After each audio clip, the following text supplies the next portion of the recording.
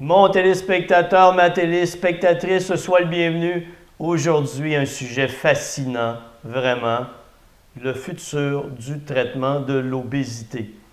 Ceci est en lien avec le fait qu'au Québec, la Régie de l'assurance maladie a décidé de ne plus rembourser le médicament chez les personnes qui le prenaient pour le traitement de l'obésité, donc pour perdre du poids.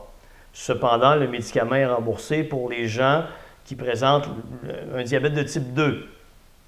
Les assureurs qui remboursaient le médicament sont en train de se retirer également pour ce qui touche l'aspect de la perte de poids. Maintenant, est-ce une bonne décision? Ma réponse va te faire virer fou. Avant, tu m'écoutes régulièrement, tu sais que je caricature le comportement humain. Je te traite de petit gros, je te dis que tu es lâche, que tu ne veux pas faire d'efforts, que tu n'as pas de volonté pour prendre en main ta santé. En fait, je m'adresse dans mon langage à une niche de clients.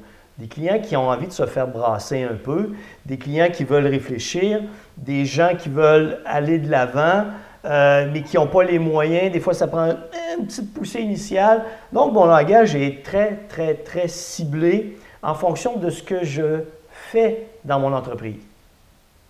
Maintenant, on va regarder aujourd'hui le portrait de l'obésité à grande échelle. On va sortir du jugement. C'est sûr que si tu m'écoutes, la plupart des gens pensent que je juge les gros. Je juge les gens obèses. Non, je caricature le comportement humain. L'obésité est une épidémie mondiale qui nous coûte des milliards de dollars. À l'heure actuelle, il n'y a aucun traitement efficace, outre le changement d'habitude de vie, qui pour la plupart des gens ne dure pas très longtemps. Il n'y a pas de traitement efficace pour l'obésité. Personne ne s'entend sur un traitement commun de l'obésité qui produit des résultats à long terme. Ce que nous avons sont des résultats à court terme. Les foutues diètes de merde, ça ne fonctionne pas à long terme. Je fais personnellement la promotion des saines habitudes de vie et de leur maintien dans le temps. Je ne promouvois pas d'approche miracle parce que je sais que ça n'existe pas et que ça ne fonctionne pas à long terme. Je le répète, mon langage habituel est pour une niche de personnes très ciblées qui sont prêts à prendre en main leur santé et à faire les efforts. Et je veux qu'ils le fassent bien pour que les effets durent dans le temps. C'est la base. Maintenant, dans la problématique de l'obésité, c'est une épidémie mondiale. Je viens de te le répéter pour la deuxième fois. La réalité, c'est que ça va mal. La réalité, c'est qu'il n'y a pas de solution. Personne a une idée que faire. Si tu prends tous les articles de la science à l'heure actuelle, il n'y a personne qui a de solution. Tu as des gens qui vont dire « Hey, c'est le temps de faire la promotion de l'activité physique, de la santé, d'en parler plus. » OK, sincèrement, là, toi, si tu es gros, ou obèse, ou dodu, tu le sais qu'il faut que tu bouges. Tu le sais que si tu es dans les fast-foods 4 fois par semaine que tu vas engraisser. Tu le sais que si tu manges des friandises à chaque jour que tu vas engraisser. Tu le sais que ça détruit ta santé. Tu le sais que la sédentarité, c'est pas bon pour ta santé. Tu le sais que fumer, ça détruit ta santé.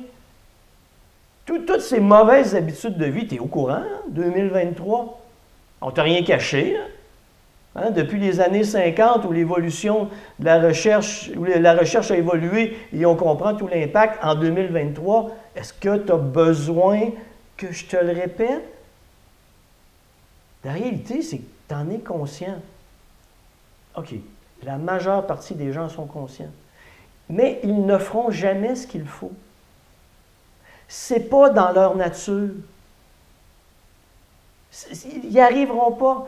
Il y a des gens qui en sont aucunement conscients. J'ai discuté avec des gens qui me disait, Denis, moi je mange santé. Oui, mais tu es obèse, tu ne dois pas manger santé. Oui, mais Denis, regarde ce que je mange. Oui, mais c'est de la merde, là. Tout ce que tu me décris, c'est de la merde et tu penses que c'est santé. Non, tes notions ne sont pas bonnes. Il y a une notion de connaissance.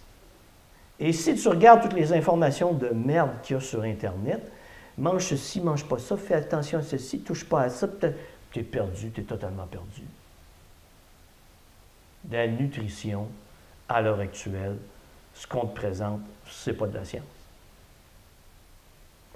Un de mes collègues, Michel Lucas, qui a fait son cours le programme de médecine culinaire pour tous, ça c'est de la science. Toutes les évidences scientifiques mises dans la nutrition.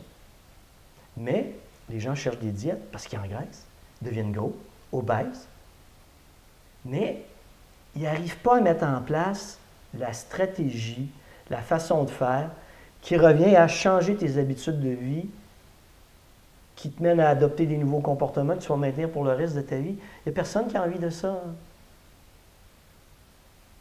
La majorité des gens vont rester obèses toute leur vie, en surplus de poids ou obèses toute leur vie. Regarde alentour de toi, regarde les comportements des gens. Être mince, c'est une job de merde. Être mince, c'est un choix de vie que la majorité des gens n'ont pas envie d'adopter. Être mince, c'est l'acquisition de connaissances, l'adoption de comportements, le maintien de ceux-ci pour le reste de ta vie. Ça intéresse presque personne. Okay? Il y a des gens, c'est grave ce que je veux dire, mais c'est vrai, il y a des gens qui n'ont pas la capacité ou l'intelligence de changer leur comportement ou d'acquérir des connaissances sur la santé. Il y a des gens qui n'ont pas la volonté. Il y a des gens qui n'ont pas la conscience qu'ils doivent changer quelque chose. Il y a des gens qui, même s'ils tombent malades, vont modifier leurs habitudes à court terme et une fois qu'ils vont penser qu'ils sont redevenus immortels, vont revenir à leurs vieilles habitudes de vie. Toute cette notion de comportement humain est extraordinairement difficile à gérer et varie d'un individu à l'autre. Il ne peut donc pas y avoir une méthode unique pour gérer tout ça. Ce que je dis, l'obésité est une épidémie mondiale qui nous coûte une fortune. La vraie réalité, enlève-moi qui va te parler de comportement humain, d'exercice, d'activité physique, de saines habitudes de vie pour le restant de ma vie parce que c'est mon style de vie. Je sais très bien que le seul moyen efficace pour lutter contre l'obésité à l'échelle mondiale sera la médication. On vient avec le retrait d'Ozempic pour le remboursement d'Ozempic pour la perte de poids. On vient de priver des gens de perdre du poids et on vient de priver la société d'économiser. Et là, je t'entends me dire, oui, mais Denis, tu ne peux pas permettre à des lâches de prendre de la médication, des gens qui ne veulent pas prendre en main leur santé, des gens qui ne veulent pas faire attention. OK, oui, mais le problème, c'est qu'avec ta grande gueule, et tu penses que tu as la solution, et qu'on devrait leur dire que ces gens-là doivent changer d'habitude de vie. Hey, je le sais, ça fait 30 ans que je fais ça. La majorité des gens ne changeront jamais leurs habitudes de vie. Si on voit l'obésité comme une épidémie mondiale qui nous coûte une fortune, il faut utiliser tout l'arsenal à notre disposition pour lutter contre l'obésité. À l'heure actuelle, on vient d'enlever un arsenal important, à mon avis, Ozempic. D'autres molécules vont arriver sur le marché, d'autres médicaments vont arriver sur le marché dans quelques années. Et je vous le dis, c'est la seule manière de traiter l'obésité à l'échelle mondiale. Je suis un fervent de la promotion de la santé. Tous ceux qui m'écoutez, qui êtes des fervents de la promotion de la santé, que je vous entends dire « Ah oui, mais il faut en parler davantage, il faut faire des beaux programmes, vous n'y arriverez pas. Okay? » Si vous pensez ça, c'est que vous n'avez jamais été vraiment sur le terrain. Vous ne connaissez pas la problématique de l'obésité. À l'heure actuelle, le gouvernement québécois démontre qu'il n'a aucune connaissance de la problématique de l'obésité et il n'a aucun intérêt à s'occuper de la problématique de l'obésité qui est une épidémie. On va laisser ça aller. Et tout ça pour probablement un jugement.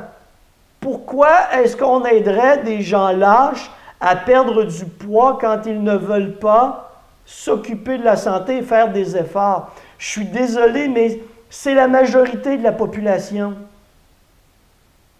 Alors, on peut bien se sortir des belles grandes phrases philosophiques du genre « Il y a une réalité qu'on ne changera jamais avec nos grandes théories, qu'il devrait se forcer le cul. » Je le sais, je vous le dis tout le temps, c'est ça. Mais la réalité, c'est que la majorité des gens ne le feront jamais. Si on veut réduire nos coûts au niveau du système de santé, il faut aider ces gens-là. Et le meilleur moyen d'aider ces gens-là à s'aider, c'est avec la médication. Parce qu'Ozempic a un effet coupe-faim. Et cet effet coupe-faim permet aux gens de moins manger et de perdre du poids. Je ne connais pas les effets à long terme. Je ne pense pas qu'il y ait d'études sur les effets à long terme. Je te parle à court terme. Pour chaque 5 livres que tu perds, tu diminues ta tension artérielle, tu améliores ton bilan métabolique, et ainsi de suite. Ça s'améliore tout le temps. Oui, je sais, tu vas me dire, Denis, qu'est-ce qui va arriver s'ils arrêtent la médication? Bien, s'ils arrêtent la médication, 50% des gens vont reprendre après 2 ans, 50% des gens vont avoir repris la moitié de leur poids. Et je recommence. Après 2 ans, les gens vont avoir repris 50% de leur poids et après 5 ans, 80% de leur poids. Tu vas dire, Denis, c'est un cercle qui tourne tout le temps. Oui, mais il faut commencer à quelque part. Sachant que la majorité de la population ne fera rien. Et là, je t'entends me dire, oui, mais Denis, tu es en train de me dire qu'on va prescrire la médication à quelqu'un qui se goinfre pour qu'il maigrisse quand il ne veut rien changer? Oui, absolument. C'est le seul moyen qu'il y a. Si on comprend la problématique de l'obésité. Et il y a un cheminement de vie qui amène à ça aussi. Tu vas dire, Denis, je ne te reconnais pas, là, tu caricatures tellement souvent le comportement humain. Oui, mais là, je te parle de l'obésité à l'échelle mondiale. Je te parle de l'obésité à l'échelle d'une population. Il y a des gens qui n'ont pas la capacité, ou l'intelligence, ou la volonté, ou le vouloir, ou la capacité de changer. Et si on passe notre temps à les juger et à se dire qu'eux autres ne méritent pas un traitement, parce qu'on les juge de cette manière, on se trompe. C'est nous qui allons payer. Ça coûte une fortune au système de santé. Et là, pour un jugement, non, perdre du poids, ce n'est pas un objectif santé. Hey, c'est que si tu perds du poids, tu élimines le diabète de type 2, tu élimines les problèmes métaboliques, tu diminues la tension artérielle, donc moins de médication, moins de problématiques, moins de visites chez le médecin, moins d'hospitalisation, moins de maladies cardiovasculaires. C'est quoi? On n'est pas capable de voir à long terme.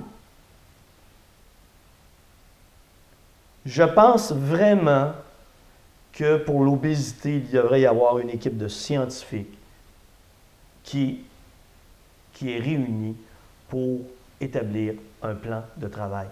Et ce plan de travail, je vous le dis, la promotion de la santé, la promotion de l'activité physique, la promotion des saines habitudes de vie, ça va n'être qu'une petite partie, une partie importante. Mais ce n'est pas elle qui va tout régler. L'autre chose que je t'ai déjà dite dans un podcast, le meilleur, c'est un bien grand mot, là, le meilleur prédicteur de l'obésité chez les enfants, c'est l'obésité parentale. Le parent qui est obèse à l'heure actuelle nous prédit les petits gros du futur. Pourquoi je ne donnerais pas la chance à cette personne de maigrir grâce à un médicament qui a un effet coupe-faim, qui l'amène à consommer de façon plus équilibrée pour que ses enfants puissent voir ces nouveaux comportements et non pas voir les anciens comportements? Et si tu as quelqu'un, on n'a pas les effets à long terme, prends-le de cette manière. Si tu as quelqu'un qui a maigri grâce aux médicaments, qui a 50 kilos de trop avait de la misère à monter les escaliers, qui 50 kilos de moins, est capable de monter les escaliers, est capable de bouger, est capable d'aller jouer avec ses enfants, est capable de découvrir le plaisir de bouger, qu'est-ce qui te dit que cet effet n'aura pas un impact positif sur ses habitudes de vie? Tu ne le sais pas. Parce que tu es parti du jugement qu'on ne doit pas aider les gros qui ne veulent pas s'aider à maigrir. C'est une mauvaise vision. C'est une très mauvaise vision de l'obésité à l'échelle mondiale ou à l'échelle d'une population. On doit utiliser tout l'arsenal qu'on a à notre disposition. Je recommence. La science ne doit pas être basée sur un jugement. La science doit être basée sur des faits. Les faits à l'heure actuelle sont les suivants. Une majeure partie de la population n'arrivera jamais à modifier ses habitudes de vie. Maintenant, on aura beau critiquer ces gens, on aura beau les démoniser, leur dire qu'ils ne méritent pas d'être aidés. OK, c'est ton opinion, et c'est un jugement. Il n'y a aucun fait scientifique. Moi, mon opinion, c'est qu'on ferme notre gueule, on utilise tout l'arsenal, on aide toutes les personnes, toutes les personnes. Et là, on étudie sur le long terme. Qu'est-ce qui arrive avec un médicament comme Ozempic sur le long terme? Pas seulement sur le profil métabolique, la perte de gras, mais la modification des comportements. Non, on a une vision à court terme. On a une vision de jugement. Quand tu perds du poids, quand tu es pris avec un poids, 30 kilos en trop, que tu ne sais pas quoi faire, que tu as envie de le faire, tu n'as pas la capacité de le faire, tu n'as pas les moyens de le faire, parce que les gens qui font mon programme sont bien contents, mais ils ont la capacité de le faire. Mais mon programme, comprenez-vous, il répond à une petite niche de clients. C'est un programme chiant. Beaucoup de choses à apprendre, beaucoup de choses à mettre en application. Ce n'est pas tout le monde qui est capable de faire ça. Alors, si moi, je me mets à juger tout le monde, non, lui, tu n'es pas capable de faire mon programme qui fait la promotion des saines habitudes de vie, du changement de comportement et du maintien de ceux-ci à long terme, non, tu n'as pas le droit de maigrir. Voyons, mais non. La science, s'il vous plaît. On a un problème qui est l'obésité, une épidémie mondiale. On vient de découvrir que Ozempic fait partie de l'arsenal qu'on a pour traiter l'obésité. Non, plus maintenant. Non. Ben non, rembourserai pas les gens qui ne sont pas capables de se prendre en main pour qu'ils maigrissent. C'est un jugement. Tu ne le sais pas. Tu ne sais pas ce qui va arriver à long terme. Mais dans le court terme, tu sais qu'ils vont perdre du poids, tu sais que ça va améliorer leur profil métabolique, tu sais que ça va te coûter moins cher sur une autre panoplie de médicaments qu'ils prennent. Ça va améliorer leur qualité de vie. Ça va éviter des remplacements de genoux ou de hanches dans le futur. Et ça va peut-être amener l'acquisition de nouvelles habitudes de vie. Et là, tu vas me dire, ben oui, mais Denis, il y en a qui ne changeront jamais. Oui, mais rien à foutre. Je veux traiter l'obésité à l'échelle de la planète, de la société, d'une population. 10 fois, je le répète, il faut utiliser tout l'arsenal qu'on a et faire des choses intelligentes, pas porter des jugements. Je sais, tu dis, Denis, je t'écoute, tu ne fais rien que juger les gros. Non, je caricature le comportement humain. Et je m'adresse à une petite niche de personnes. Et quand tu regardes le portrait de façon globale, le retrait d'Ozempic. Et les assureurs devraient faire leurs calculs, là. Tu sais, c'est une décision stupide, à mon avis. Hein. L'économie à long terme. Écoute, les assureurs, réveillez-vous, là, ceux qui le remboursaient. Ça n'a pas de sens. Hey, j'en entends des assureurs. Nous, on fait la promotion des saines habitudes de vie. On veut aider nos clients à prendre en main leur santé, blablabla, blablabla, blablabla. Mais tu retires de ton arsenal de traitement un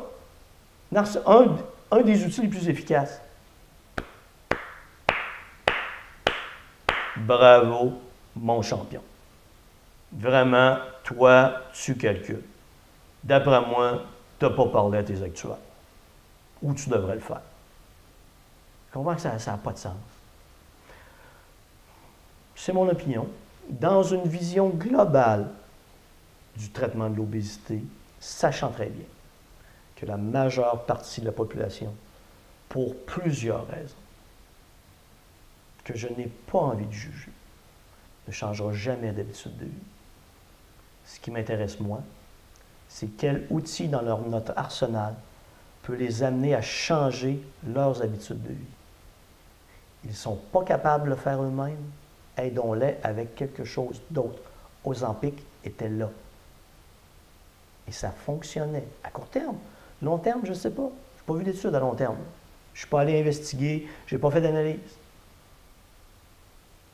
Bref, j'espère que cette courte vidéo se promènera un peu partout à travers le monde, auprès de nos dirigeants qui réfléchissent intelligemment à la manière de traiter l'obésité.